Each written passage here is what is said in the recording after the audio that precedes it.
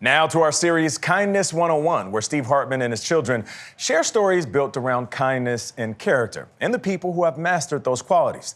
Today's topic is patience. If you've ever tried to teach a parent or a grandparent how to use a smartphone, well, this lesson is for you. Good morning, everyone. This is Merrill, and welcome to our lesson on, wait for it, patience. Emmett, when you're ready, please define this word. Patience is the ability to wait without getting annoyed or upset. And when do we need to have patience? Whenever you're at work or waiting for someone to make something for you or do something for you, it's really very nice that they're doing it for you at all. So you need to be able to wait without complaining or getting annoyed. I was very patiently waiting for you to finish that thought. Okay.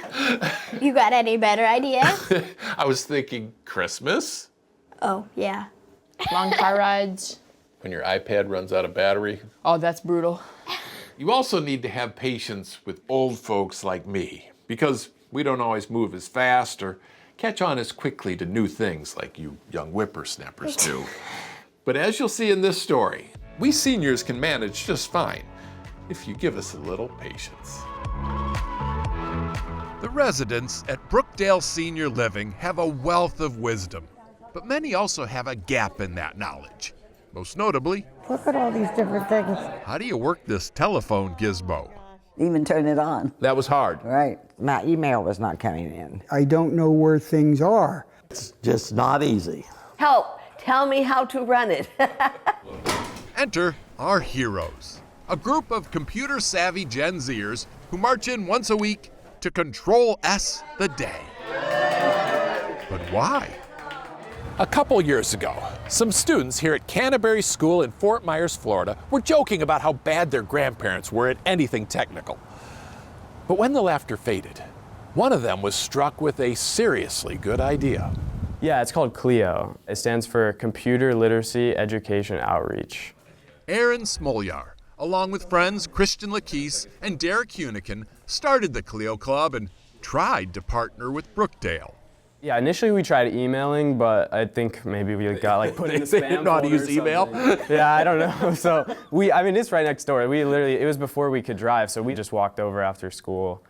And they've been volunteering ever since. Okay, then go to Photos icon. Jonathan Smith couldn't figure out how to text a picture. Do I poke it? Yeah, you just click it. And that's all there is to it? Yeah, click it. Nancy Kilpatrick wanted to clear out her inbox for the first time. 122,000. Emails? Yes. Fortunately, Nancy learned you don't have to delete them one at a time. Look at that. Look at that. Look at that. Oh, For the kids, it's not always easy, I'm getting it. All right. but they keep coming back week after week. I've never had that before. Those young people are just amazing. And they have so much patience with us. We're on a first-name basis now. And those friendships may be the best part, because eventually the devices go dark, but the conversation continues, proving that as a communication tool, smartphones always work best, powered off. Have a good one. Thank you so much. Thank you. CLEO Club co-founder Aaron Smolyar joins us now. Hello, Aaron. Hey, Steve. Great to see you again. Is the CLEO Club still going?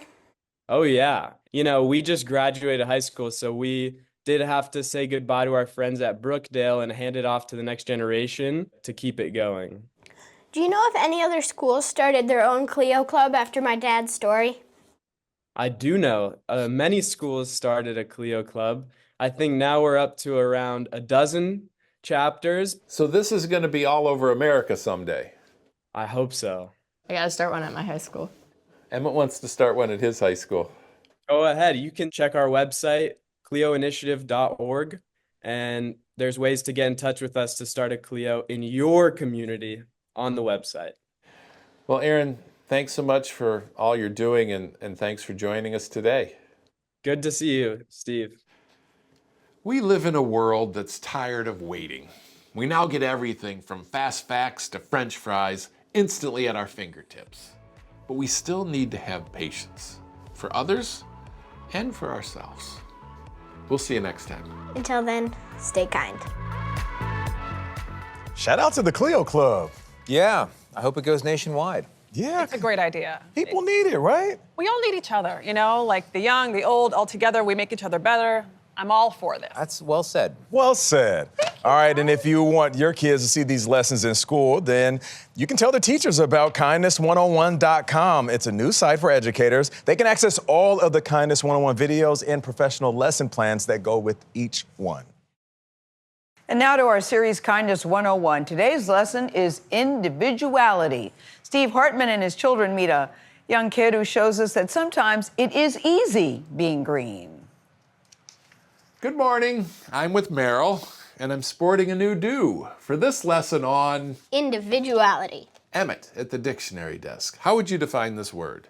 Individuality is what separates you from the crowd, not by the way you look per se, but rather the choices you make.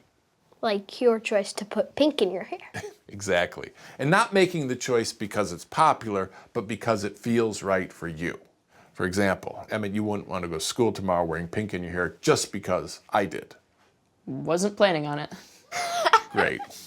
Point is, your identity is yours to craft. And of course, I have an example to illustrate. A story about a kid who is definitely his own individual.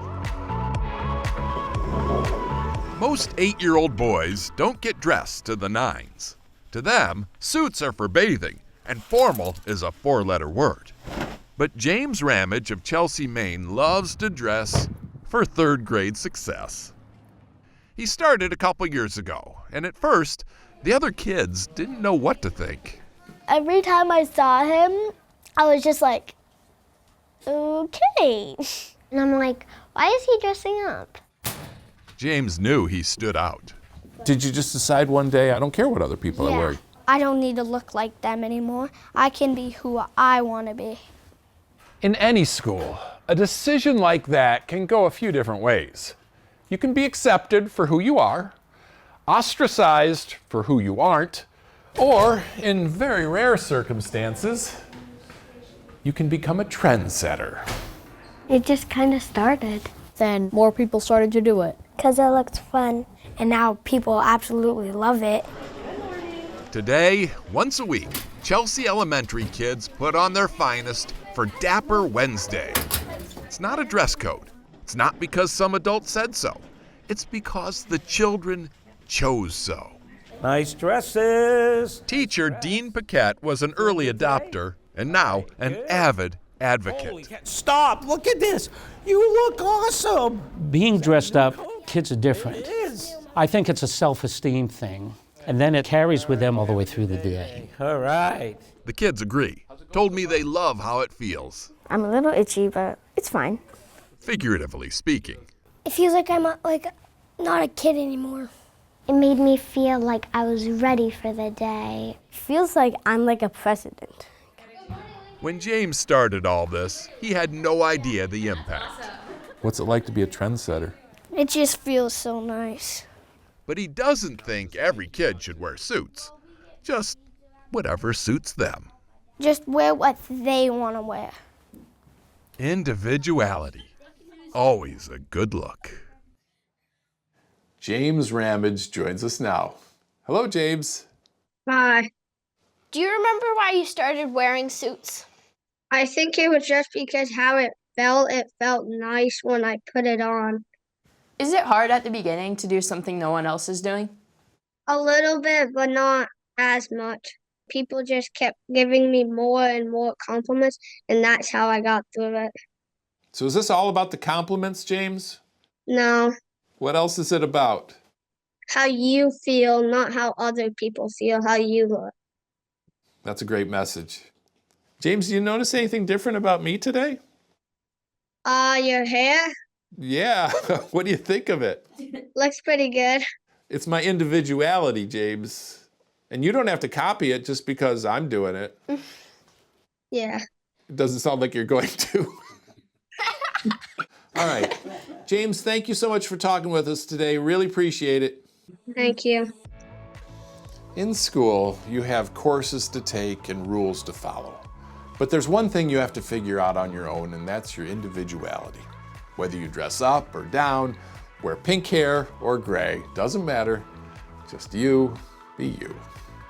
We'll see you next time. And don't forget to stay kind. Meryl, we won't forget to stay kind. I so marvel. Where does James get that wisdom at that age? I don't know, but it's amazing. Gosh, I love that story. Yeah, it is incredible. Meryl was kind of embarrassed by Dad's funny moment there. I love that little James has it figured out. Yeah, he does have it figured out. Where does it come He's from? going places. I wonder if at the end of the day, though, he rips the tie off like I do after the show. Like, I gotta get this. It's been a long day. Long day. Oh, I think he likes it. Oh, that's So great. I bet you're thinking this. You wish your kids could see these lessons in school? Yeah, you do. Then tell the teachers about kindness101.com. It's a new site set up just for educators. There they can access all the Kindness 101 videos and professional lesson plans to go with each of them. I tell you, there is not a clunker in the bunch of this. It's a beautiful I love this program. series. Yeah, it's really, really well done. It is time for our series Kindness 101, where Steve Hartman and his children share stories built around kindness and character and the people who have mastered those all-important qualities. Today's lesson, self-confidence. The Hartmans introduce us, to a Super Bowl champion who says his biggest achievement actually took place off the field. Hello, I'm here with Meryl. And I'm here with our lesson on self-confidence. And for a definition, we go over to Emmett at the dictionary desk. I'm defining self-confidence as believing in yourself and your abilities. Emmett, you are a 3-time National Junior Shuffleboard champion. This is something very few people know about you. You're very self-confident when you're on a shuffleboard court. But what if I put you on the ballet stage? I'm out. Yeah. So you can play, but you can't plie. I guess you could say that. Point is, self-confidence is easy when you're good at something. The challenge is when you're not, when you're outside your comfort zone. But it is possible. As you'll see in this story, pulled from our library, filed under self-confidence. In Athens, Georgia, in the bestseller section of this Barnes & Noble, Kathy Rackley found a novel story of her own. Did you have any idea at all who he was? None. And you didn't tell her? I didn't, but I knew they were gonna find out. But I wasn't gonna say it. Fact is, Kathy may have been the only one in Athens who didn't know the name Malcolm Mitchell. Number 26 for the University of Georgia Bulldogs was one of the top recruits in the country a few years ago. He's Georgia royalty, and presumably, if Kathy had known that, she wouldn't have stood in that Barnes & Noble, talking his ear off about the book club she'd just joined. I mean, he stepped back and he said, "You did?" And he said, "Can I join your book club?" And I said, I don't know if you want to join mine. We're all 40, 50, and 60-year-old women. But Malcolm was undeterred, which is how one of the top players in the country began meeting monthly with his book club lady friends. Oh yeah. And then he went to the wedding. I love that part. He's the only man and the youngest by a generation, but Malcolm doesn't care, nor does he care what anyone thinks. Somebody called me a nerd. It's not a word that I'm used to hearing. Is it okay though? Are you okay with the label? It's like a badge of honor to me, knowing where I came from. Malcolm confessed to me that when he started college, he could only read at about a junior high level, and it bothered him. So he started putting as much effort into his reading game as his football game. Every free moment, he had a book in his hand. He's now reading things he never dreamed he could. And although some of the book club selections he would never pick himself, Malcolm seems to enjoy them all. Yeah, the ending was great. Looking at your life now, all you've accomplished, what are you most proud of?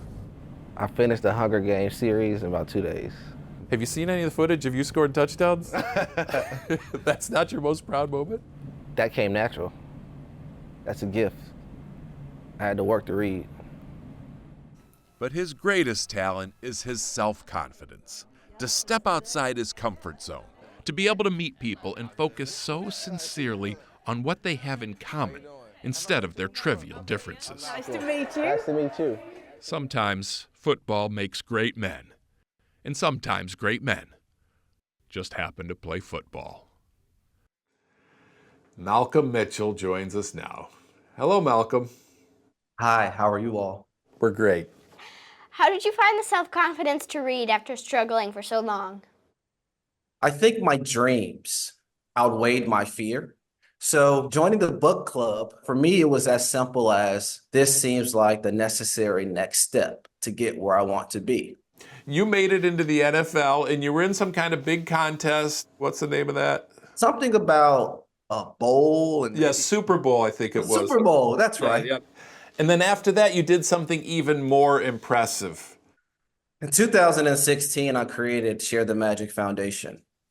When I learned how much reading impacts an individual's life in every aspect, it became my deepest desire to inspire people to read. And one of my ways of doing that is writing picture books. How many books have you written? I have 2 books published by Scholastic. One is titled The Magician's Hat, and the other is titled My Very Favorite Book in the Whole Wide World. So the guy who could barely read is now an author? Emmett, I would have to say that in itself explains the power of books. Thank you, Malcolm. Hope to see you soon. Keep spreading that kindness.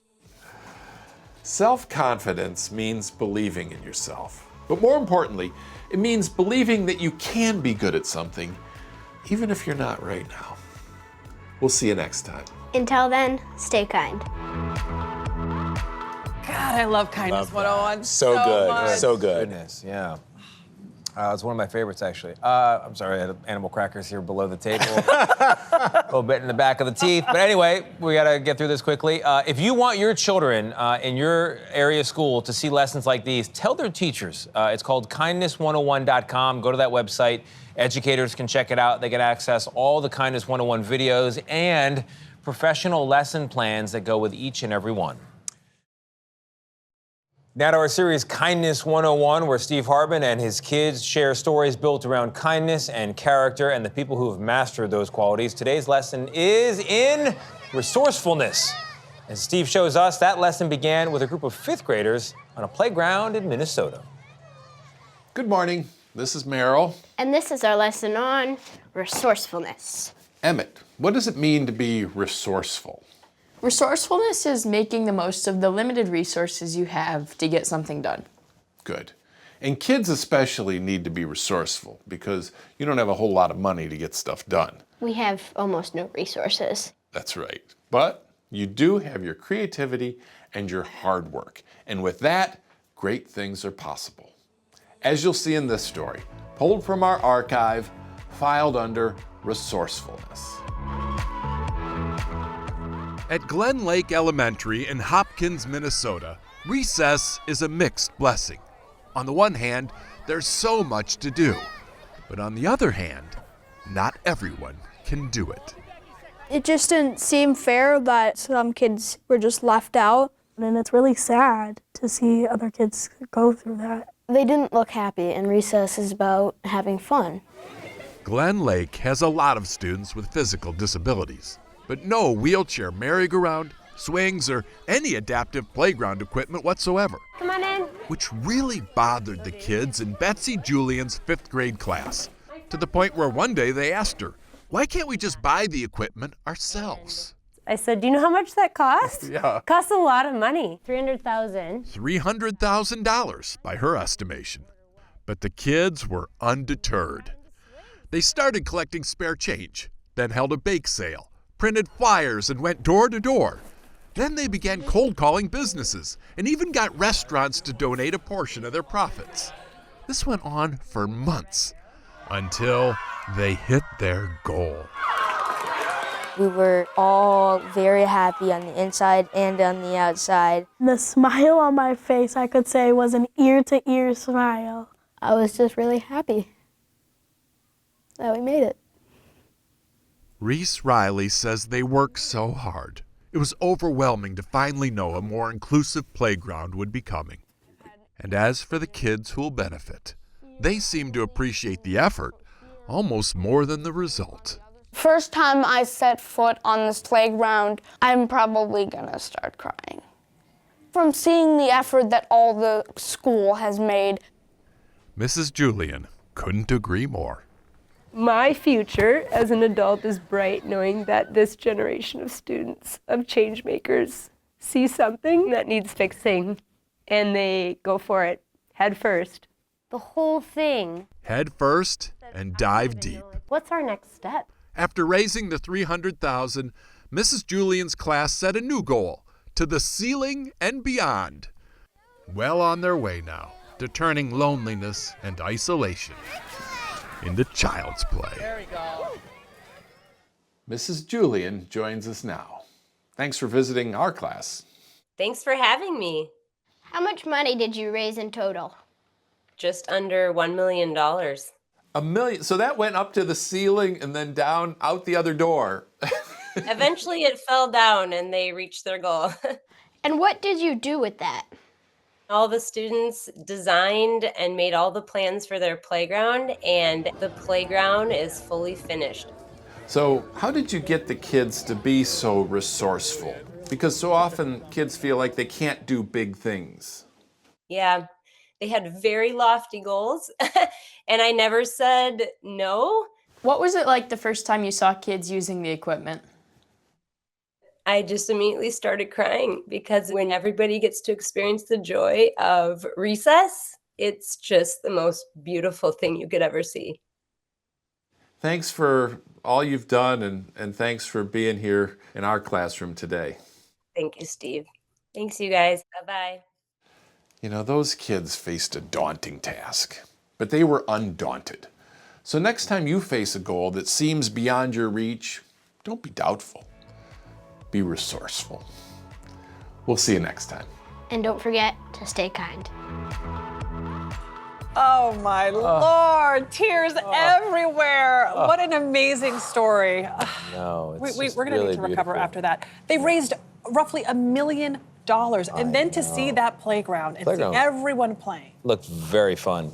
Really cool. Kids are so pure. Yeah, they are. So pure. Oh, man. Oh, boy. If you at home wish that your kids could see these lessons in school, wouldn't that be useful? Then tell their teachers about kindness101.com. It's a site for educators with all the Kindness 101 videos and professional lesson plans to go with each and every one. We welcome you back to CBS Mornings in a special installment of our series. It's called Kindness 101. I love this series, where Steve Hartman and his kids share stories built around kindness and character and the people who have mastered those qualities. Kindness 101 began back in 2020. Millions of people have watched it. And the thing that really excites us around here is that teachers have started using this series in their classrooms. We love when that happens. This summer, CBS News partnered with Drake University to create a free curriculum, is how it's pronounced, for those teachers to use. And now Steve and Meryl and Emmett have become very familiar faces in classrooms all over the country. Recently, they hit the road to surprise students who've woven kindness into their everyday routines. Today is Mindful Monday. Remember to be respectful. In a fourth grade classroom in Catskill, New York. Did anybody show acts of kindness this weekend? Teacher Melissa Seberg is going over homework. I cleaned up the table. You cleaned off the table. Mrs. Seberg says A+ answers like that are the result of modeled behavior. Here you go. Like the 4-year-old superhero feeding the homeless. Don't forget to show love. Or the little girl whose hug made a widower's day. This is the first time for quite a while that I've been this happy. When you watch all those other kids that do good stuff, then you could do the same thing as them. My favorite one is where the little girl hugs the man. That one really filled my heart. To see the impact, I hit the road with my kids and colleagues, Meryl and Emmett. I have it. What are you taking pictures of? Nothing. The teachers knew we were coming. The kids did not. Shut. We heard that you watched our stories, so we thought we'd come see you. We answered students' burning questions about their favorite stories, like the one about the lonely goose who found her soulmate. Is that goose still alive? Is that goose still alive? The goose is still alive. Then we got back in the car to recap and chart a course toward our next school. I could spend the whole day there. That's just because everybody was telling you how wonderful you are. Yeah. We have a lesson on humility, don't we? No. We need one. Yeah, we do. We drove from town to town, meeting children of different ages. You could clearly see how the stories and the lessons within meant a great deal. It's good to uplift people and to know how to do that correctly. You need those life skills, to be successful in your life. It just teaches you great lessons and how to just be a better person in life. For my kids, it was the culmination of what, for them, has been a lifelong journey. Purpose. What's the purpose of Emmett? It's hard to describe the purpose of humans. It is hard, but that's why we're here. We started Kindness 101 as a web series during the pandemic. We have since polished our performance and magnified our reach. Today, Kindness 101 is in tens of thousands of classrooms and online at kindness101.com, where teachers can access the videos and free lesson plans with group activities and discussion prompts. When this was launched, was the largest number of responses to anything that we have ever done through Character Counts. Character Counts, a nonprofit based at Drake University, built the curriculum. Executive Director Scott Racker. This is an opportunity for us to fulfill our mission to positively impact the lives of others and do it in a way that there's no cost for those that want to use it. We are sneaking into this school. Kids do not know we're coming. Back in New York, We have somebody here with us today? we ended the day as we started. In the company of a new generation of kids who want a kinder America. This one? And a growing group of teachers ready and willing to shepherd them on their journey. It's real life. Those are real people. It's not me talking about compassion. Example. It's the example. Kindness 101. For CBS Mornings, I'm Steve Hartman. I think that is so exciting. It is so amazing. Cool. Yes, and to see Marilyn and Emmett, they're growing up before our eyes, but it's really great to see the kids' reaction to them 100%. when they walk in. All these schools, tens of thousands. Thank you to Drake University. Yes, for thank you, doing Drake it. University. Steve, yes. for all the work over the years. I'm proud of CBS for being a home. I was just talking to Shauna Thomas, our executive producer, about how did this get into the curriculums, and she was sort of giving me the backstory. It is really remarkable that it's in all those schools around the country, and the impact, you're seeing it right there on your screen. Character does count. It really does. Always does. Yeah. But what's so great, we knew teachers would like it, but to see the kids gravitate to it too. And go, ooh, and ask about stories like, hey, I remember this goose, what happened? Yeah. We love that. And if you are a teacher and you are looking for a way to bring Kindness 101 into your classroom, you can find out more at kindness101.com. Kindness 101. Now to our series, Kindness 101, my favorite part of the show. This is where, of course, Steve Hartman and his children share stories built around kindness and character and the people who have mastered those qualities. Today's lesson is adaptability. Steve shows us how a dog named Dexter picked himself up after a life-changing accident, and now he's inspiring others. Good morning. Say hello to Meryl. Hello, and welcome to our lesson on adaptability. And we begin, as always, with Emmett at the dictionary desk. Emmett? Adaptability is the ability to change, to be faced with a problem and then do something different so that the problem isn't so much a problem anymore. Exactly. For example, Emmett is used to sitting behind the dictionary desk. But what if his chair broke? He would have to stand. We would have to adjust the camera shot, maybe move some lights. We would have to adapt and keep a positive attitude. Like, go with the flow. Right. Point is, things rarely go as planned, and that's okay. As you'll see in this example, pulled from our archive, filed under adaptability. A lot of dogs think they're human, but Dexter takes it to a whole nother level, to the point where I can now safely say, I have seen everything. Dexter lives here in Ouray, Colorado, where this bicolor, bipedal Brittany Spaniel turns heads wherever he goes. Dexter's owner, Kenty Pasick, says this isn't a trick she taught. It's an adaptation he made after a near-death experience. Hey, come on. When Dexter was a puppy, he escaped his yard, darted into traffic, and got hit by a car. He lost one front leg and the other was badly damaged. So everyone assumed, to get around, he would need some kind of adaptive equipment. And he did use a wheelchair for a while, until one day when Kenty set the pooch at the foot of her porch without the wheelchair. And I ran in to go get my cup of coffee, came out, and he was right here where he is right now. And I was like, how is this going on? How did you figure it out? I put him back down there and I grabbed my phone to see what was going on. Here is the video she recorded. And I was like, oh, we're into something totally different. You never know where life's gonna take you. You never know.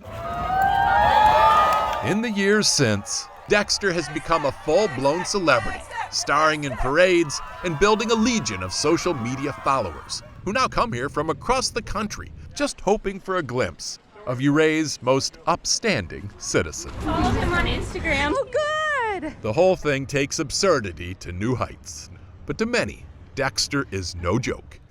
In this pile of mail he receives monthly Comes in droves. are hundreds of letters of heartfelt gratitude. I'm recovering from intensive radiation treatments for breast cancer, and you certainly bring joy to my day. Where humans see obstacles, I mean, just often dogs beg to differ. Dexter shows us, why aren't you out there doing the things you want to do? Because he has.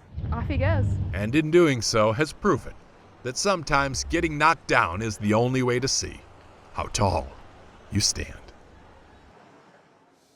Kenty Pasek joins us now. Welcome. Thank you. What's new with Dexter since my dad's visit? We have flown all over the United States. We have done huge festivals and touring and meet and greets. We have a book coming out next fall. Has managing Dexter become a full-time job for you? It's been almost a full-time job here lately. But it's got to be a fun job. It's so much fun. There are people watching right now who are dealing with problems that seem insurmountable. Right. If Dexter could talk, what do you think he would tell them? I really think he would say that no problem is actually insurmountable. It's how we view the problem. Beautiful. Well, thanks so much for giving us your time and for sharing Dexter with us. Thank you. You know, sometimes the best thing that can happen to you in life is for a worse thing to happen. Because every setback comes with an opportunity to adapt, to reinvent yourself as stronger, smarter, and more resilient than before. Call it Dexter's dogma. We'll see you next time. Until then, stay kind. Good.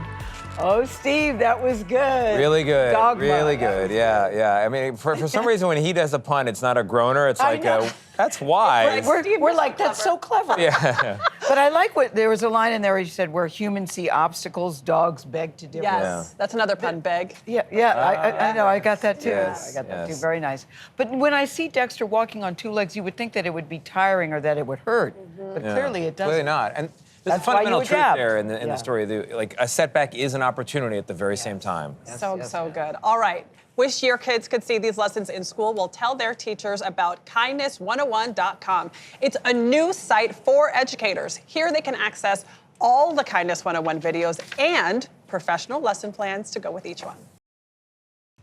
Time for our series. We call it Kindness 101. I love this series. It's where Steve Hartman and his adorable children share stories built around kindness and character and the people who've mastered those qualities. We could all use a big old dose of that. Today's lesson is about love. Steve and his kids introduce us to a couple who are proof that a full heart can help us weather even the stormiest of times. Good morning. This is Merrill. And this is our lesson on love. Emmett. Scholars, poets, and preachers have all struggled to define this word, but I'm confident you'll nail it. Just don't say it's the opposite of cooties. I'm defining love as that indefinable emotion that makes humans human. That's good. But is it a feeling, or is it a connection? Is it a choice you make, or is it something that just kind of happens to you? It's a connection that you have with someone that makes you feel like you can really trust them. It's kind of a feeling that just comes naturally. You know, it's not like you can control it. Yes, love is amorphous, but you know it when you see it. And I've got one story that I think illustrates love pretty well. It's a bittersweet tale, but it'll tell you everything you need to know about true love. Oh my gosh, let's find the picture. Peter and Lisa Marshall of Andover, Connecticut are paging through the most memorable day of their lives. It looked like a lovely wedding. It was unforgettable. But he's forgotten it. He has forgotten it. Who's this? It's the saddest part because you want to reminisce and you're alone in the memory. Red-winged blackbird.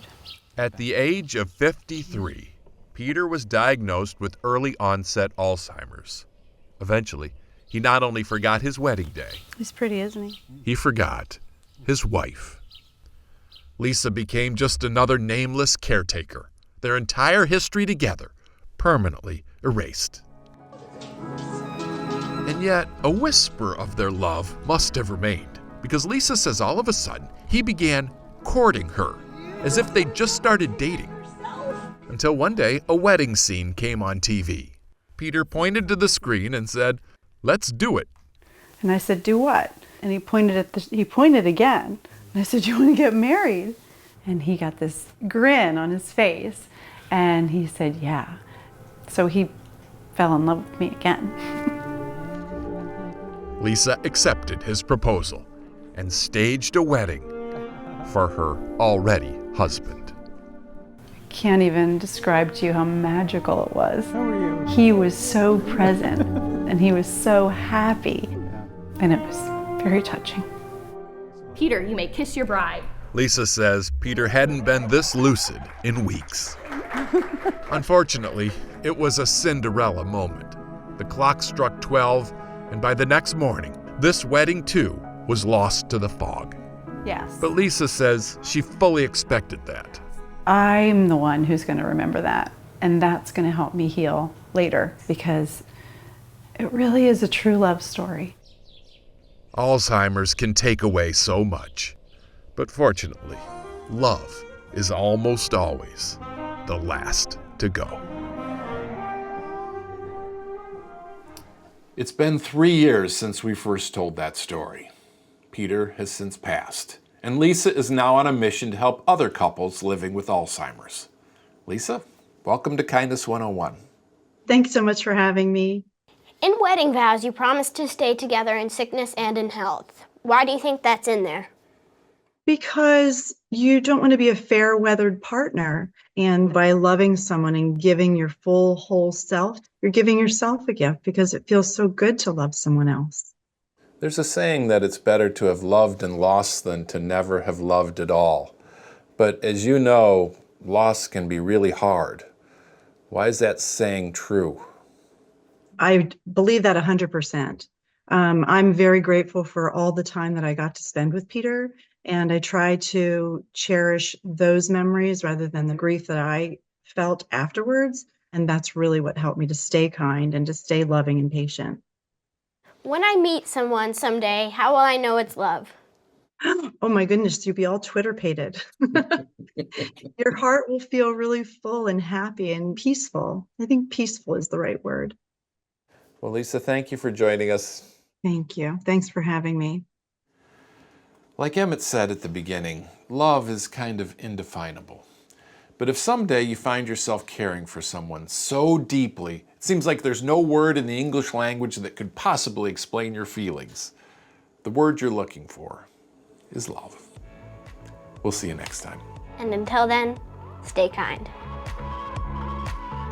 No one can Always tell these stories. love these pieces. No one can tell these stories like Steve Hartman. You know, it's funny when they said got married twice, I thought it was going to be a story about a divorce and then they find each other again. This is so much better than that. Yeah. But I love the question about love. Sarah Blakely, who we all know of Spanx fame and now Sneaks fame, when she was getting married and she said to her dad, "How do I know?" Her dad said, "Who you marry will be one of the most important decisions you'll make in your life, but it should be the easiest." Yes. You know, it shouldn't be the, is it right? Is it not No, right? Do I have it should cold feel feet? right. Yes, And I think what's I love remarkable that. too about Lisa, the story's incredible, but the fact that Peter fell in love with Lisa again, it says a lot about the soul that Lisa is. Yes. Yeah. That you would make that same person who fell in love with you at the first time fall in love with you over and over and over. I wasn't prepared when Steve said Peter has since passed away. I was like, oh. I know. That hurts. That hurts. Yeah, that got to me. Their love was so very real. Yes, cheering you on, Lisa, always. Boy. So here's a question. You wish your kids could see these lessons in their school? Yeah, you do.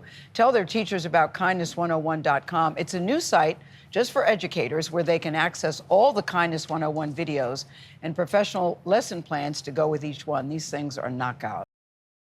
Now to one of our favorite series, Kindness 101, where Steve Hartman and his kids, they share stories built around kindness and character and the people who have mastered those qualities. Today's lesson is admiration. Steve and his kids introduce us to a young girl with a surprising idol. Good morning, everyone. This is Meryl, and this is our lesson on admiration. And we begin with my brother Emmett at the dictionary desk. Good morning, Meryl. I'm defining admiration as a feeling of deep respect or approval. Who is someone you admire? My math teacher knows how to do literally everything. People who just have the courage to stick with something that they are really interested in and keep going at that thing because that's what they want to do. Good. It's important to have role models you admire because it helps you aspire to greatness too. For an example, we turn now to our library of stories past for this tale of true, undying admiration. While most tweens in America are fawning over Bieber, Swift, and Styles, 11-year-old Paisley Gardner of Des Moines, Iowa has a different idol, a singer she kept hearing on the radio. Sounds like an angel somehow. Sounds like an angel. Yeah. What? Huh? Like, okay, well, that's kind of odd. Parents Tony and Jessica say they didn't know what to think when their daughter became obsessed with that buttery smooth voice of that 70s soft rock legend, Michael McDonald.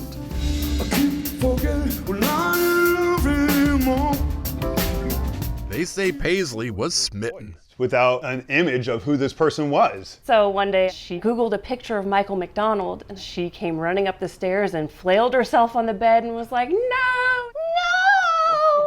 Her pop star turned out to be a grandpop. I just had to deal with it, but it's okay. She really didn't care. So one day, her dad surprised her with concert tickets. You want to go see him? Yes. Let's go. And I almost screamed. You did scream. Yeah, I did. Yeah.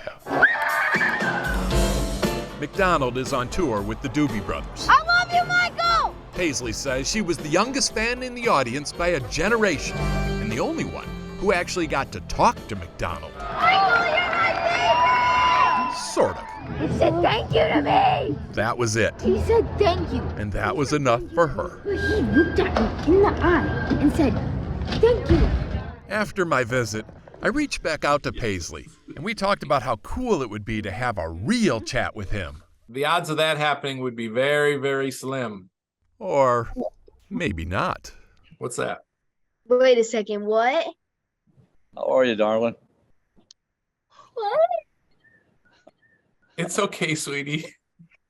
Eventually, Paisley recovered for a nice conversation and an even nicer invitation. We'll have you see the show from backstage, maybe. How's that? A sweet gift for the girl who learned there's so much more to music appreciation I love you. than hair color. Paisley Gardner joins us now. Hello, Paisley. Hi. Do you still admire Michael McDonald or have you fallen for someone new? Okay, so here's the thing. I kinda have fallen for someone new. Is it Taylor Swift? No. Who is it? This person named Melanie Martinez. Have you told this to Michael McDonald? No. He's gonna find out now. He is. Did he keep his promise to let you go backstage? Yeah. Oh my goodness. We said hi. I gave him like a couple hugs. How are you? It was pretty cool. How do you think it made Michael McDonald feel to know that he had an admirer as young as you? Because most of his fans are like my age, right? Does she even know how old you are? Can I take a guess? 42. That's right. No. Yeah. He's No, 60. you hit it right on the number. Nope. All right. Thanks so much for joining us. Thank you. Paisley admired a famous person, but a lot of non-celebrities deserve admiration too. Like all those people out there who resist negativity and divisiveness and carve out a few minutes of their day to join us here. Thank you, and we'll see you next time. And don't forget to stay kind. Oh, these are so good. So good. Knocks him out the park. Listen, this was like a good movie. Yeah. It pulls at all the heartstrings. totally. I cried, I laughed, I giggled. Yeah. Like, that was great, Steve. It's just a reminder, everything that's going on around us, there is good in our world. Absolutely. And all the wisdom you can have, Steve Hartman, at the tender age of 42. Oh, That's right, yes. at that tender age of 42. Good stuff. All right, so do you wish that you could see these lessons in school? I know you do. Then tell your teachers about kindness101.com. It's something very cool that we have built. It's a new site for educators, and they can access all of the Kindness 101 videos and professional lesson plans to go with each of them. Go ahead and go there right now. Now to our series Kindness 101, where Steve Hartman and his kids share stories built around kindness and character and the people who've mastered those qualities. Today's lesson is activism. The Hartmans will show us how one elderly couple's story of discrimination inspired a group of fifth graders to take action. Good morning. You know Meryl. Hi, and welcome to our lesson on activism. And as always, we start our lesson with Emmett at the dictionary desk. Activism is when you do something to bring about change, typically social or political change. Excellent. And it can be something big and bold, like a 1,000,000-person march on Washington, or it can be something so simple, even a child can do it. Want to see what I mean? Yeah. Okay. So let's turn now to our library of stories past for the best example I have of activism in action. At the Mount Airy Resort in the Poconos of Pennsylvania, Reverend Gilbert Caldwell and his wife Grace are arriving for their second honeymoon. We're here. They were greeted warmly. Oh, how are you? A sharp contrast to their first visit, 60 years earlier.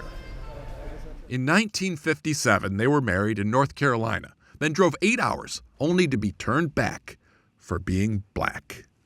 How did they put it? Did they give you a reason? First, they pretended I didn't have a reservation, where I actually brought a copy. And then, of course, they said, but if we said yes, our guests would be very unhappy. They had to stay at a black-owned hunting lodge instead. Men with these big guns. Not what you were planning on for your honeymoon? Not what we were planning on.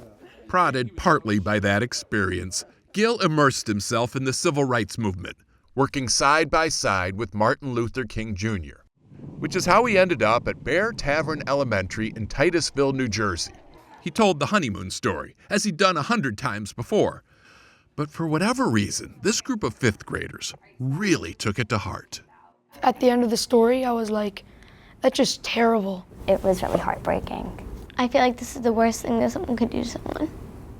Even months after the Caldwells' visit, kids like Emily Eshelman were still this affected.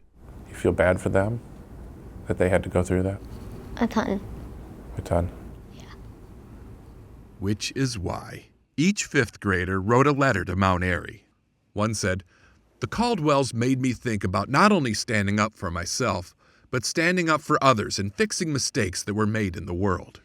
In closing, the kids requested an all-expense-paid honeymoon redo, which they got. It makes me feel really good inside because we know that even though we're just kids, we made an impact on the world. It was really magnificent to know that kids cared that much. Oh, the rug feels so nice. I should mention that the original Mount Airy was torn down years ago. What a beautiful place. This is a new building with new owners who were just so impressed with the kids, they wanted to help make it right. Maybe was this worth waiting 60 years for? Obviously, this does not make up for decades of racial injustice, but it's a step and a sign that we can get there.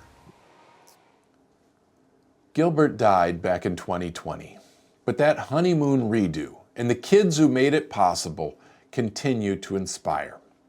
One of those kids, Emily Eshelman, joins us now. Hello, Emily. Hi, how are you? Great. What grade are you in now? I'm about to be a freshman in college. Why do you think the Caldwell story affected you so deeply? Like growing up, I was like emotional or I would cry sometimes and I would be embarrassed by it. But then I realized feeling that much, it really does go a long way of helping other people. What do you want to be when you grow up? I would love to write children's books. Just words can be so strong, and the Caldwells taught me that my words could have an impact, and I see my future having something to do with the world of writing. I think one thing I've learned from you is that at the heart of activism is empathy. When you can feel somebody else's pain, it makes you want to go out and fix it. I completely agree. Right? Makes sense? Yeah. Yeah. Thank you for joining us. Thank you. When Emily and her classmates wrote those letters, they had no idea what, if anything, would come from them. Activism doesn't guarantee results, but it does guarantee our democracy, especially when even the smallest voices are heard. We'll see you next time. And don't forget to stay kind.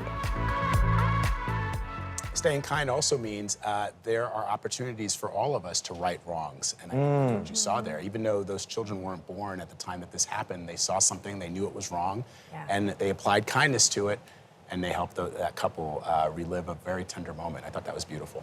Gives me such hope, and to see the Caldwell so in love for all those years and to be able to revisit, you know, the hotel and relive the memories. It was really great. Empathy. Seeing those kids with their hearts so full of love, it just goes to show you that love and hate, unfortunately, are learned behaviors. Right. And the future of this country, of this world, depends on how we pour into the children. Yep. That's awesome. And the couple could have said, it's in the past, I just want to keep moving forward, but I thought that was just a beautiful sentiment. And she walked in and she was like, wow. I love how the carpet feels. The carpet feels so good. We love this. Enjoying it. So, folks, wish your kids could see these lessons in school, then tell their teachers about kindness101.com. It's a new site for educators. Here, they can access all the Kindness 101 videos and professional lesson plans to accompany them.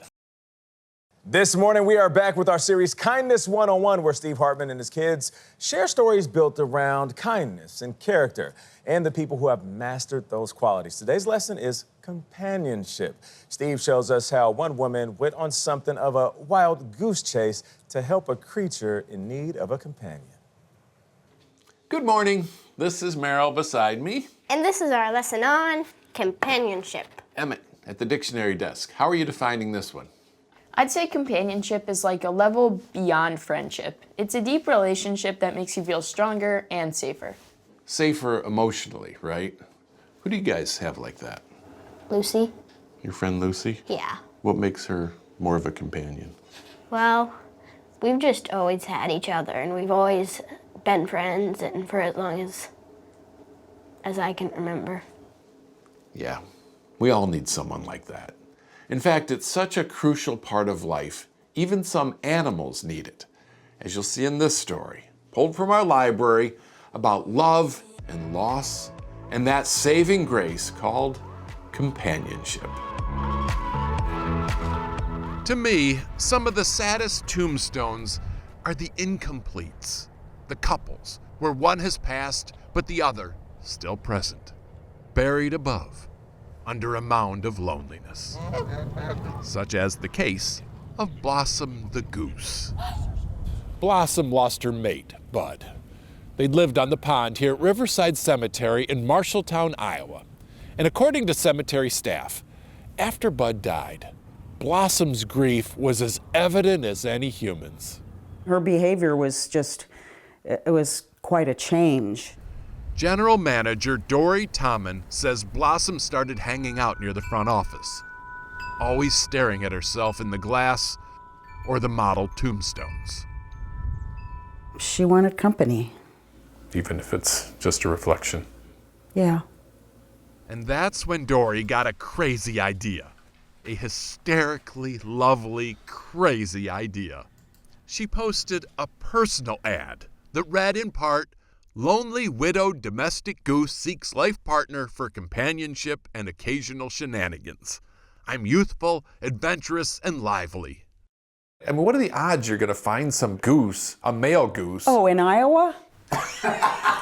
Apparently, this state is lousy with bachelor geese. And sure enough, she got a call from Deb and Randy Hoyt, owners of a widower goose named Frankie. He needed a mate. Yeah, and plus he's so lonely. You know, I thought, well, that'll be great, you know. And so they set up a blind date where Blossom welcomed Frankie with open wings. They started walking off together and they haven't really left each other's side since. A loving reminder that until your last day is etched in stone, don't ever give up on finding goosebumps. Goose matchmaker Dory Tommen joins us now. Hello. Good morning. Are Blossom and Frankie still together? Oh, yes. I just live 3 blocks from the cemetery, so I drive through and check on them now and then. Do they recognize you? Oh, yeah, I think so. I call them like, goose, goose, goose. Only louder. So Blossom isn't staring at her reflection anymore? No, I haven't seen her do that at all. She had never done that before. She lost Bud either. What do you think they get from their relationship? Having the company of another creature.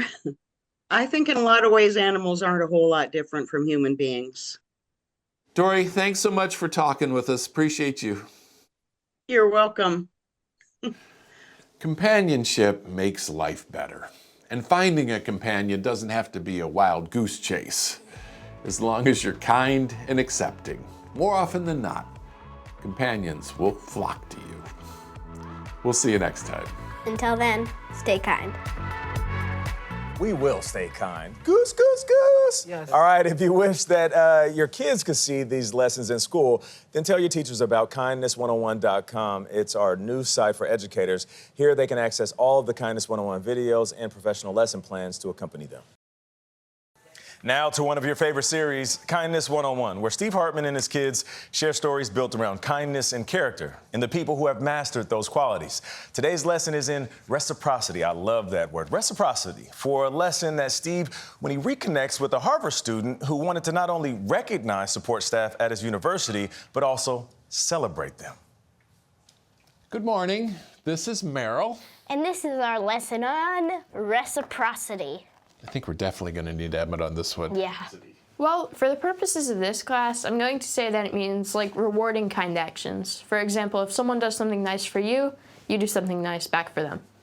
So kind of like paying them back.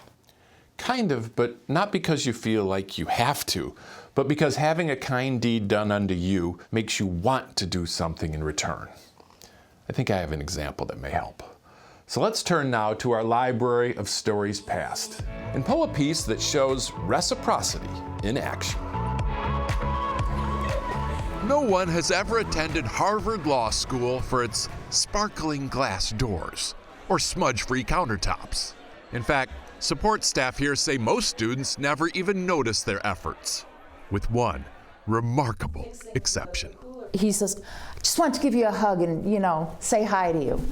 They say one day, this one student started thanking all of them. Thank you for what you do. And this is something very different. I'm like, what is this kid's angle? Food service worker Breon Merchant was skeptical. Before that, but once I heard his background, that's when it just all made sense. I'm like, oh, you see us because you're one of us. Mm-hmm. For sure. That student is Rehan Staton. Before coming to Harvard Law, he worked in sanitation. My job was to refurbish the dumpsters. I've heard people literally point to me and point to my coworker and say, like, don't be like them. I think it just reminds me to stay humble and just remember I wasn't always standing here.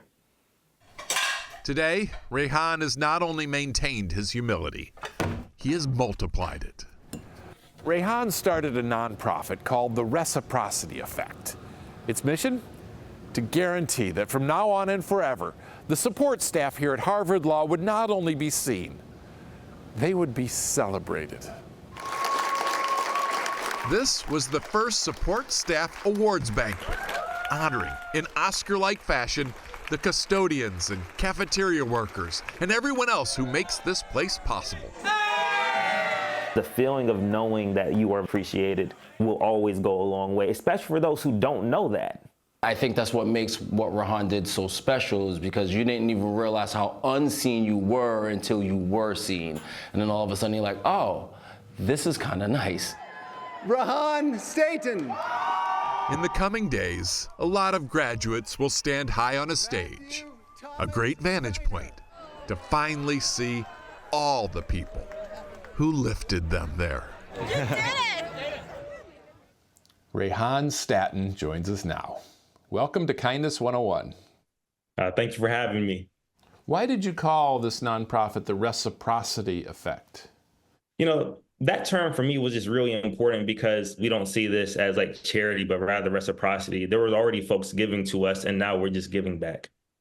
Do you have any plans to expand your mission? Oh, 100%. We see like a lot of different avenues for this, you know, not just schools, but also organizations. And I just think we can help create a cultural shift in terms of how do we serve those who are already serving us. What can the rest of us do to be more reciprocal in our lives? One, I think just acknowledging those who we see around us, whether it be the janitor at the school or whether it even be a groundskeeper before you even get into the school. Just small acknowledgments will go a very long way. That's awesome. Thank you so much for joining us. Appreciate it. Thank you, sir. Have a good one. Take care. Before meeting Rehan, I used to think that kindness was just given, but really, it's loaned. Someday, some way, you do need to take that kindness and put it back into the world. We'll see you next time. Until then, stay kind. Stay kind, Meryl. We love your hat. That Kindness Rehan 101 has doesn't kindness. miss. It never does, but that Rehan has been staying kind for a long time. We've done a couple stories about him, but I love the reaction from one of the sports staff who said, didn't realize how unseen you were until you're seen. And that's heavy, I Gayle. like that, Nate. And That his is initial reaction. heavy. What's this kid's angle? What's this kid's angle? Very honest. That was good. Oh, story. Man. Well done, Hartman family. Now to our series, Kindness 101, where Steve Hartman and his kids share stories built around kindness and character and the people who have mastered those qualities. And today's lesson is on appreciation. Just in time for Mother's Day this weekend, the Hartmans will try and answer the big question, who is the world's greatest mom? Good morning. I'm here with Meryl. Hello. To teach this lesson on appreciation. But first, over to Emmett at the dictionary desk. For our purposes today, I'm going to define appreciation as recognizing the value of something or someone. Good. And the key word there is recognizing. It can be hard to recognize what we have in our lives to be grateful for, especially, ironically, when that thing is right in front of your face. For example, Meryl, do you appreciate what's on this card? I don't even know what it is. Move it back a little. Oh, yes, definitely. This is a lesson our family learned a few years ago when I did a story posing a simple question to Emmett, Meryl, and my oldest George. And with Mother's Day approaching, we thought this would be the perfect piece to revisit for this lesson on appreciation.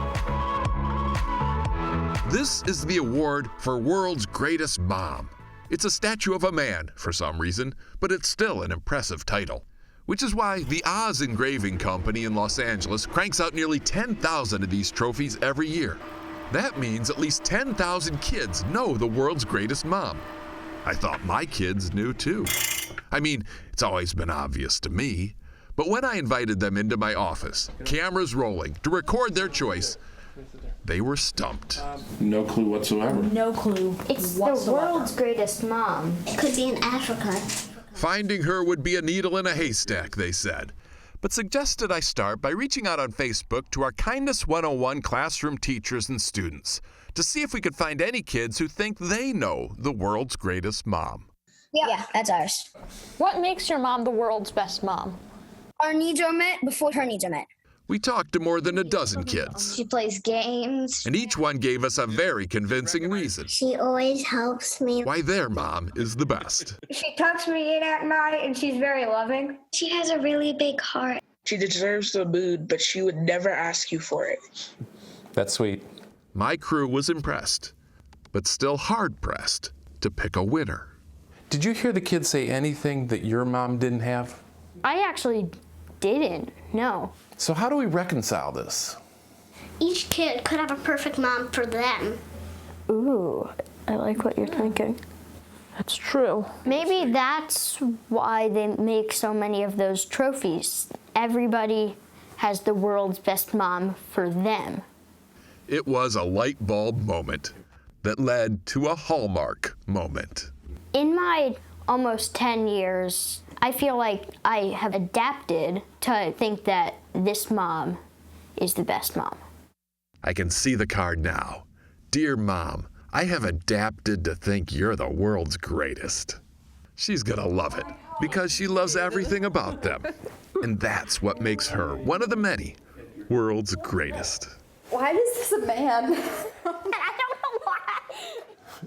Joining us now, world's greatest mom, at least in our opinion, Andrea. Thanks for being here. Thanks for having me. This Mother's Day, kids are going to be wanting to do something to show their appreciation. What's the number one thing they should do for their moms? Well, I think the number one thing is just notice the things that their moms do. What's the best way for a husband to show his appreciation? Ready? I think the best way for a husband to show appreciation is by anticipating needs. Anticipating needs. I think you need another question. Good job. If we appreciate you on Mother's Day, does that cover us for the rest of the year? Just one day, 24 hours, and then you're totally good. We gave you that world's greatest mom statue. Yes. And it's still on your nightstand. Doesn't really go with the decor, but No. you keep it there. Why? I guess looking at it just reminds me of all the tender and silly times that we've had together that I love. Thanks for joining us. You're welcome. This Sunday, we all need to show our appreciation for the moms and mother figures in our lives. And what I've learned here today is the best way to show it is to notice it. We'll see you next time. Until then, stay kind. I know Natalie just summed it up perfectly. He She did said it again. She did it again. Oh my gosh, and I love Andrea. It was so nice to see Mrs. Hartman. And I love how she What a tears great up, family. even though she's probably thought about this over and over again, you know, what she does for her family, but just being asked about it on camera. By the way, every mom will say it's the world's greatest job, so. Hey, now, I agree. Sacrifice. Totally. Now to our series Kindness 101, where Steve Hartman and his children share stories built around kindness and character and the people who've mastered those qualities. Today's lesson is leadership. To find out what that means, Steve went onto a skate park where one middle school boy showed us what leadership with compassion actually looks like. Good morning, and welcome to our lesson on leadership, which we're defining as, Emmett? The art of motivating others into action, ideally to achieve something for the greater good. Nice. And I would add doing so with compassion, because leadership isn't just barking orders like, Emmett, sit up, straighten your hair. Yeah, that's called parenting. And it's not very effective, to wit. Leadership is more like setting an example in a convincing way that makes others want to follow your lead. And of course, I have a story to illustrate.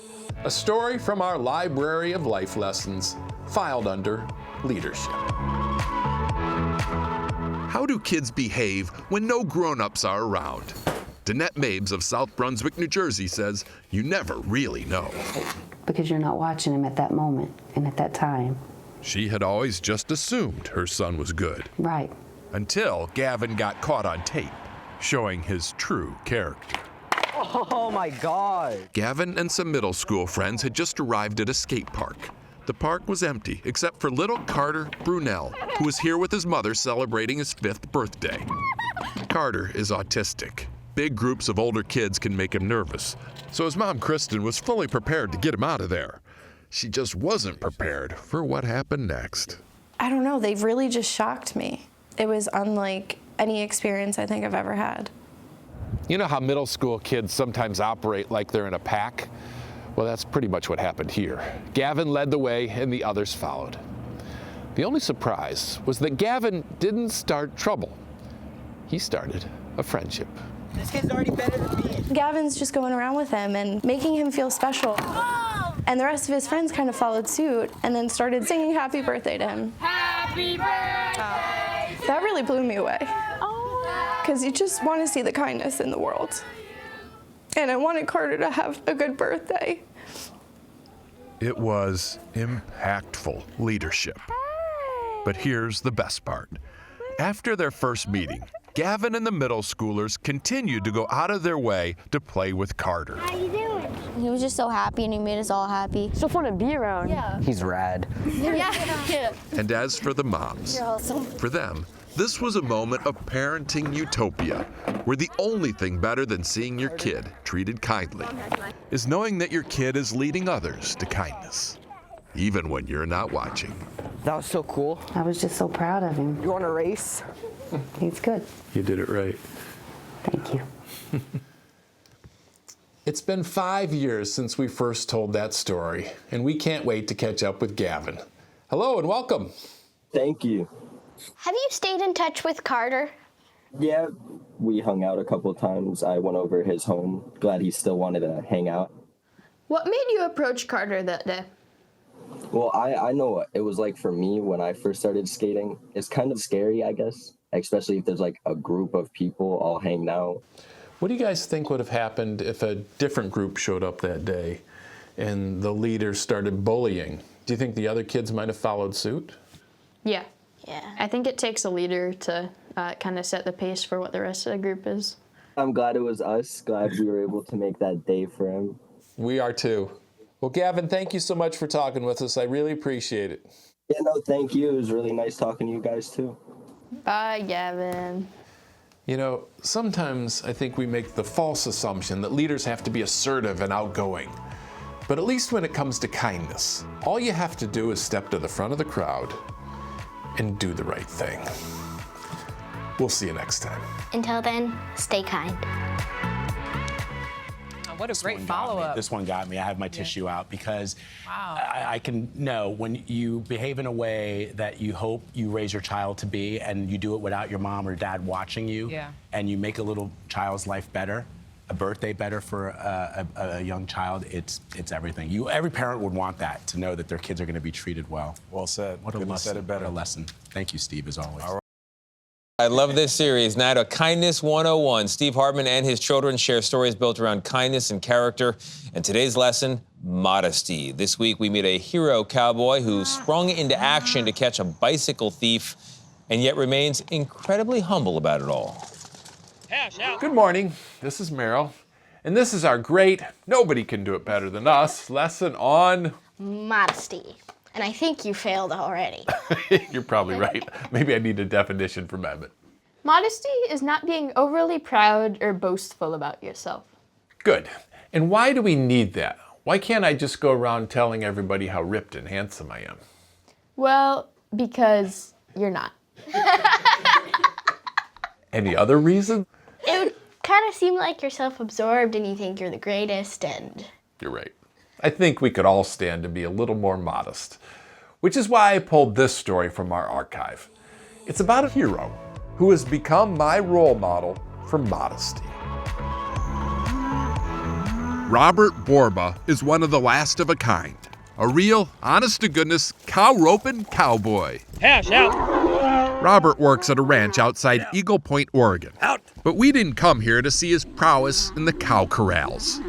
We came here because of what he did amongst the cart corrals of this Walmart parking lot. It happened so fast. Robert says he had just moseyed over to the Walmart for some dog food. And on the way out, he heard a woman screaming. Stop him, he stole my bike, And I kind of look around, and then all of a sudden this guy goes whizzing by me on a bicycle. As the security cameras show, there was no way to catch him on foot. So the cowboy did what cowboys do. He saddled up to save the day, armed with little more than a lasso.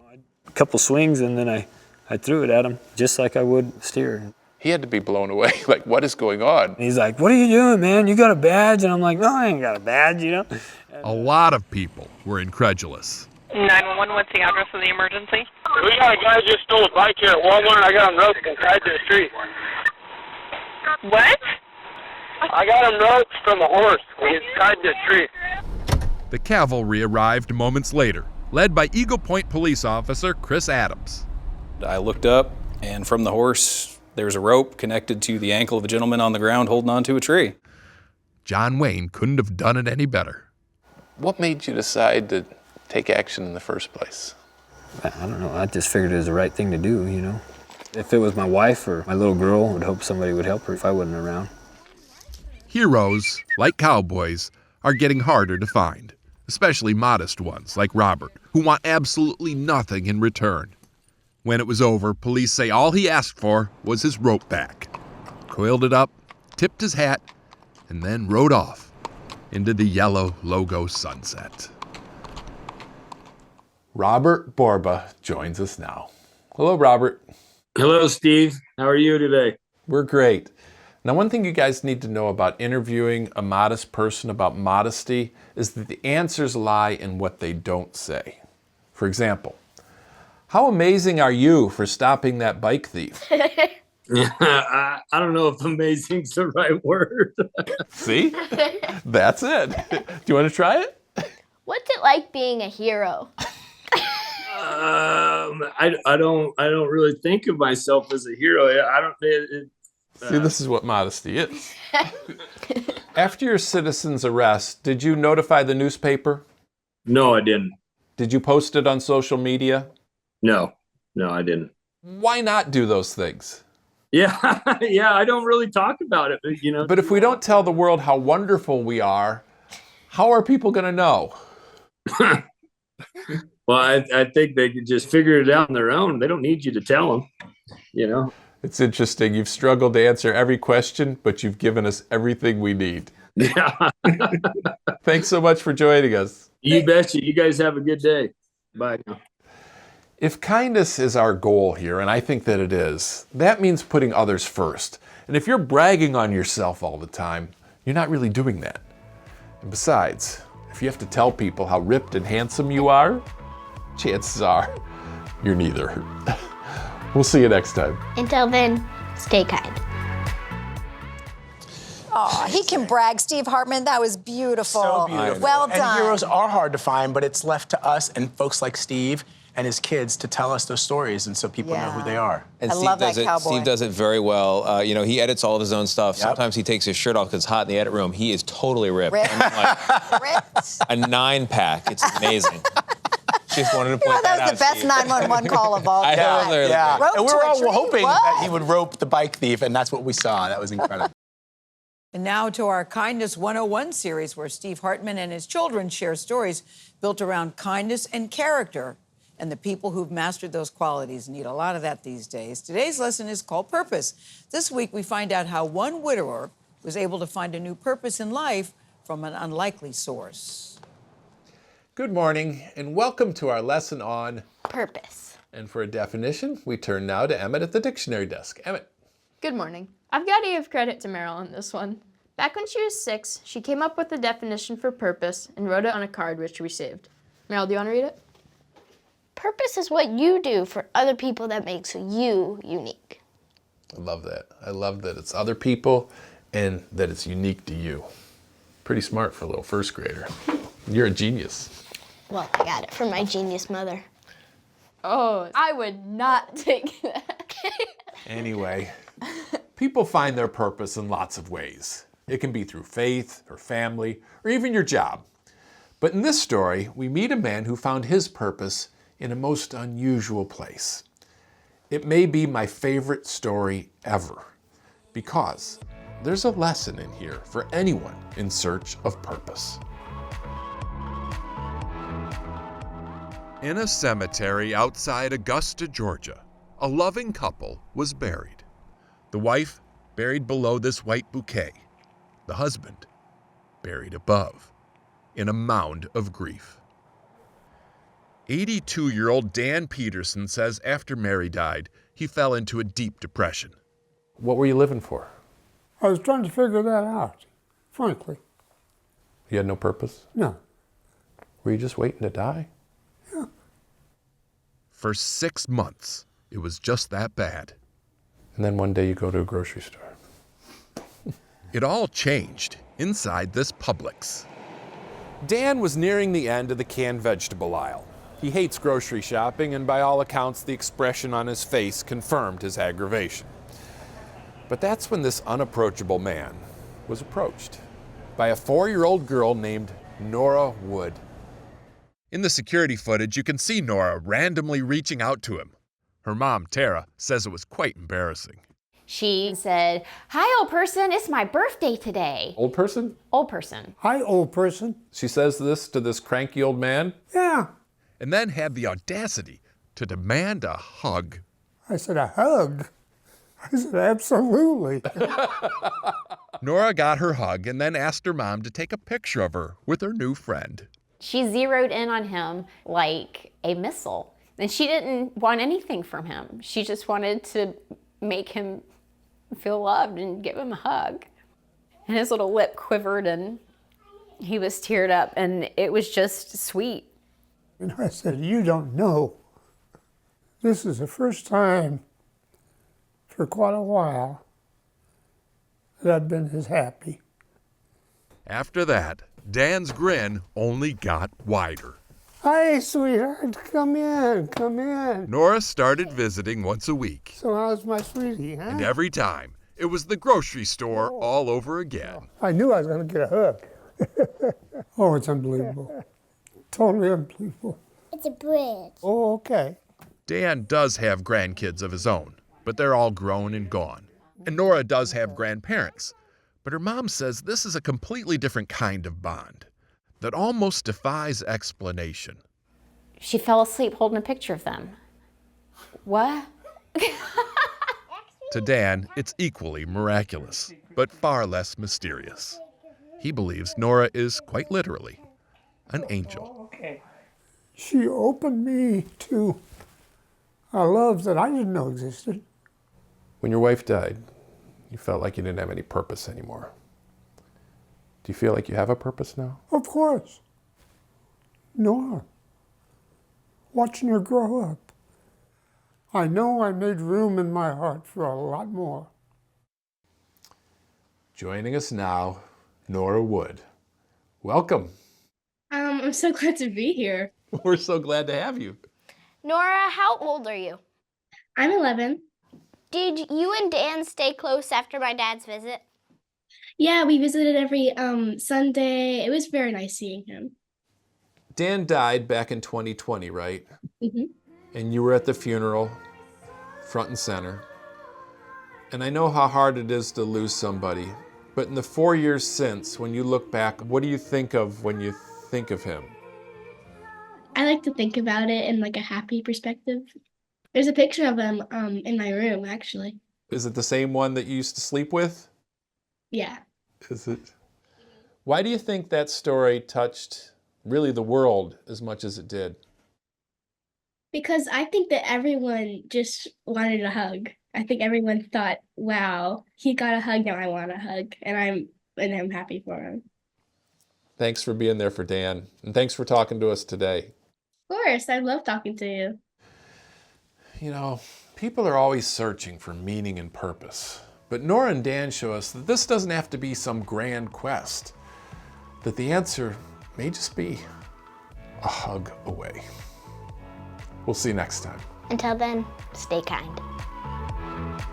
I so believe that, a hug away. We all remember that story. Yes, of we got course. choked up back then. I didn't know that Dan had died. I know. I didn't know that. Oh my God. But 2016 to 2020, when he passed away, he had nothing to live for. He says it sounds like those 4 years were meaningful, deeply so. And When he says, I know I made room in my heart for a lot more, it almost felt after his wife died, he'd closed himself off to any kind of love. And here comes Nora. Yes. Here comes Nora. And that gave him his purpose. That's right. It was interesting to hear he had family too, and so did she. But there was this little kid at 4 years old in the grocery store sees, because he did look kind of cranky, but yet she did reach out to him despite all of that. Yeah. I love Steve Hartman. I love every detail of that story. So the fact that it was the canned vegetable aisle. Nothing says widower than the canned vegetable aisle. I do think there's something beyond, because the fact that she just reached out to him at that moment when he needed it the most. There's something about that. There's something to that. Bravo, Steve Hartman and the kids. Such a beautiful story, Steve. We love it. Kindness 101 time. This is our series where Steve Hartman and his children share stories built around kindness and character and the people who have mastered those qualities. Today's lesson is altruism. This week we have a story about a young man who found a $20 bill in the parking lot of a Cracker Barrel. What he decides to do with it, priceless. Good morning. This is Merrill. And today we're exploring altruism. Emmett, how are you going to define this one? Altruism is just putting the happiness and well-being of others in front of your own. And that's really hard, which is why I'm especially inspired by children who do this. And the kid who made the biggest impression on me of all is the subject of this story.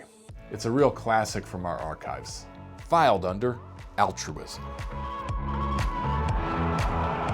Here at the Ohio Air National Guard Base near Toledo, This is the 180th Fighter Wing. Lieutenant Colonel Frank Daly couldn't believe the honor bestowed upon him.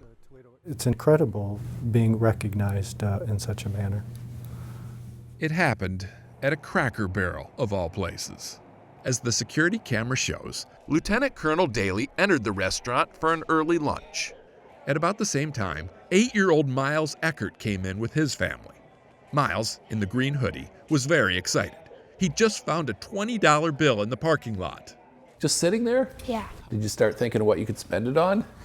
I kind of wanted to get a video game, but then I decided not to. He changed his mind when he saw that guy in uniform. Because he was a soldier, and soldiers remind me of my dad. And so, with his dad in mind, Miles wrapped the 20 in a note that read, "Dear soldier, my dad was a soldier. He's in heaven now. I found this $20 in the parking lot when we got here. We like to pay it forward in my family. It's your lucky day. Thank you for your service. Signed, Miles Eckert, a Gold Star kid." Army Sergeant Andy Eckert was killed in Iraq just 5 weeks after Miles was born. All the kid has ever had are pictures and dog tags, This is his wedding ring. other people's memories, and his own imagination. I imagined him as a really nice person and somebody that would be really fun. The dad he imagines must also love a good story. Because after lunch that day, Miles asked his mom, Tiffany, to make one more stop. Excellent. He wanted to go see his dad. And he wanted to go by himself that day. She took this picture from the car. Follow the footsteps and you'll see Miles standing there behind the flag, presumably telling his dad all about it. And whether heaven heard him or not, his good deed continues to impress here on earth. You've read it more than once? I look at it every day. Kid gave you a bigger gift than $20. A lifetime direction, for sure. Lieutenant Colonel Daly says he's already given away the 20 and plans to do much more. He also hopes that little green post-it will inspire other people across the country to give as sincerely and dutifully as this father and son. It's been a decade since we first told that story, and Miles Eckert is here with us now. Hello, Miles. Good morning. It's great to be here. Safe to say you don't regret passing up that video game? I do not regret passing up the video game. I think being altruistic is like a reward for yourself. Did it pay off for you? It did a lot. I met a lot of amazing people, like your family, tons of friends I've made. It's really had an amazing impact on my life. That $20 that you gave the man in uniform, that multiplied, didn't it? I think we raised somewhere around $2 million. For Gold Star Charities, yeah. Yeah. Well, thanks so much. Appreciate you joining us. Yep, have a great day. Bye. You know, altruism, it can be kind of confounding. Why put somebody else's happiness ahead of your own? Because, as Miles just showed us, the emotional rewards can be tremendous. And eventually, happiness will find you. We'll see you next time. Until then, stay kind. We are very excited to be back with Steve Hartman and his kids for a new series of Kindness 101. They share stories built around kindness and character. We like that. This week's lesson is about having a sense of wonder. Don't you love that word? With the solar eclipse happening on Monday, the Hartmans tell us how finding simple joy in things like astronomy can make us all happier. Hello, everyone. This is Merrill. And today we have a wonderful lesson about Wonder. And for a definition, we go now to Emmett at the dictionary desk. I'm defining wonder as a feeling of surprise and admiration caused by something beautiful. Great. Can you give me an expression of wonder? Good till the end. Emmett? Whoa. Okay. Basically, when you're feeling wonder, you're feeling life at its absolute best. That's why a lot of people climb mountains and dive oceans. But sometimes wonder comes to us, like it will in a few days. We went to the last solar eclipse because your brother George was adamant about it. So this morning, we've decided to look back at that day to show you the wonder that awaits. Under that wonderful, waning midday sun, I think it started. I think so. a 9-year-old boy is about to have the greatest experience of his little lifetime. A kid so into astronomy, he takes his planet book to swimming lessons, dressed up as the solar system for Halloween, and made his 3rd grade New Year's resolution to get a shrewd idea of how the multiverse could be real. It's basically a theory about having not one, but an infinite number of universes. And you'd like to understand it better? Yeah, which I already have done. This is George. Would you explain it to me someday? I will. And me. And that is his little brother Emmett, who would much rather be discussing anything else. It's just getting tiring for the whole life to be space. For Emmett and the rest of us Hartmans, it's like living in an astrophysics lecture hall. Like dark matter is holding them together. Okay, I'm out of here. We all laugh about it, but it's also been a marvel to witness.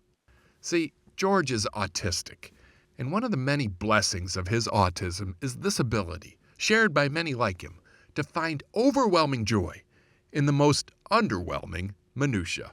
By a strange coincidence, the moon is 400 times smaller than the sun, but 400 times closer to the Earth. Where's the sun now? Given all that, we made a road trip to central Nebraska, found a nice lady who let us use her farm, and waited with the locals. Is this everything you ever dreamed? It was the perfect setting. Not me. Perfect, at least, for most of us. And as the moon made its way to stardom, I saw something truly marvelous. Dad, it's so cool. So much of parenting is saying no and forcing vegetables. But on rare occasion, the heavens align and you're in the perfect position to feed a passion. 1% left? Oh my God, it's so dark. I know a lot of people looked up and saw something remarkable that day. Look up there! But for mothers and fathers like me, the more beautiful sight was looking over at the reaction of our precious earthlings. Oh. Joining us now, our boy wonder, George. Thanks for coming here, all the way from the living room. It was a treacherous journey. 7 years later, what stands out to you the most about that day? The beauty of a solar eclipse is in that ethereal quality that the air has to it when the sun goes out, and you feel a sudden chill, as if 1,000 tiny knives are bearing into your flesh, but it doesn't hurt at all. It just feels somehow pinpricky. Wow. That's deep. If you want me here, you gotta handle all the bells and whistles. It's beautiful. I just wasn't prepared for the poetry. Okay. I have a question for actually all of you. Okay. We don't all see wonder in the same things. Have you ever found wonder in things that maybe other people take for granted? Yeah, definitely. Like what? Hedge trimming. Really? Yes. I think everything around us could be considered that. An engineer probably worked late drawing this very curve in some AutoCAD feature. So complicated. And that fills you with wonder. And that fills me with wonder, yes. George, thanks so much for joining us. It was a pleasure to be here. On Monday, something wondrous will appear across a narrow swath of America. But miracles surround us daily, and finding those wonders isn't about being in the right state and time. It's about being in the right state of mind. We'll see you next time. Until then, stay kind. Stay kind, Steve. I We're so glad we got to meet George. Just love those segments. Yes, I do too. They're amazing. But I love, number one, George has got a great sense of humor. He says, if you want me, you have to handle all the bells and whistles. We love all the bells and whistles, George. We do. And I love when Steve said, thank you for joining us. He goes, it was a treacherous journey from the other living room. Yeah. Oh, that was so great. Wow. I was not prepared for the poetry either, but that was beautiful. And now I am ready for Monday's eclipse. Yes.